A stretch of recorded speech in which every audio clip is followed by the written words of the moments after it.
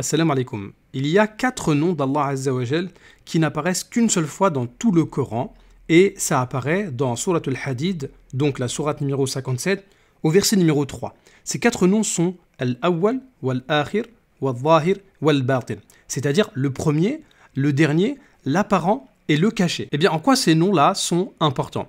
Allah est le premier, Al-Awwal, c'est-à-dire qu'il est avant tout. C'est lui qui a tout créé. Il est donc avant les cieux, les étoiles, le soleil, la lune, avant la terre, les montagnes, les arbres, les océans. En fait, tout ce que tu peux voir ou imaginer comme créature, eh bien, sache que Allah Azza wa Jal était là avant. Même si c'est des créatures qui sont là depuis très longtemps, Allah Azza wa Jal, c'est lui qui a tout créé. C'est donc lui le premier. Et Allah subhanahu wa ta'ala, il est aussi le dernier, c'est-à-dire celui qui restera à la fin, puisque toute chose a une fin. Que ce soit des gens, des personnes, des planètes, des astres, tout va disparaître un jour. Seul Allah Azza wa Jal est Al-Hayy alladhi la yamut, le vivant qui ne meurt pas. Même les anges vont mourir. Et Allah tabaraka wa ta'ala, il est aussi l'apparent, Al-Zahir, celui qui est au-dessus de tout.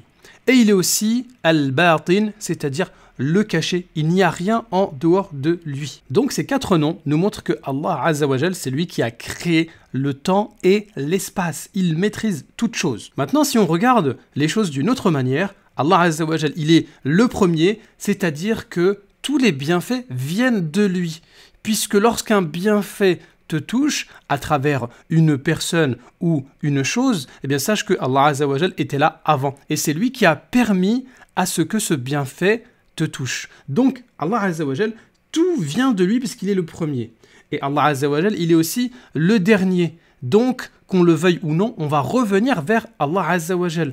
Et ça montre que tous nos espoirs doivent se placer en celui qui est le vivant et qui ne meurt pas. Lorsque tu places ta confiance sur une créature, eh bien cette créature, elle est limitée et un jour, elle va disparaître. Alors que Allah Azza wa Jal, il est le vivant puisqu'il est le dernier. Et comme Allah Azza wa Jal, il est l'apparent, celui qui est au-dessus de tout, eh bien ça va te pousser à craindre Allah Azza wa Jal, mais aussi à l'aimer. Et également le fait que Allah Azza wa Jal soit le caché, eh bien ça te montre que Allah Azza wa Jal, il connaît tout ce qui est caché. Il connaît l'invisible et donc il connaît même nos péchés qu'il a très souvent cachés des autres. Et le fait qu'il soit le caché, ça doit corriger justement ce qui est caché en nous, c'est-à-dire notre intention et notre sincérité, puisque Allah Azza wa Jal la connaît. Pour terminer, les implications de ces 4 noms d'Allah Azza wa Jal dans notre vie de tous les jours, premièrement, Allah il est le premier, donc il faut être convaincu que tout vient de lui.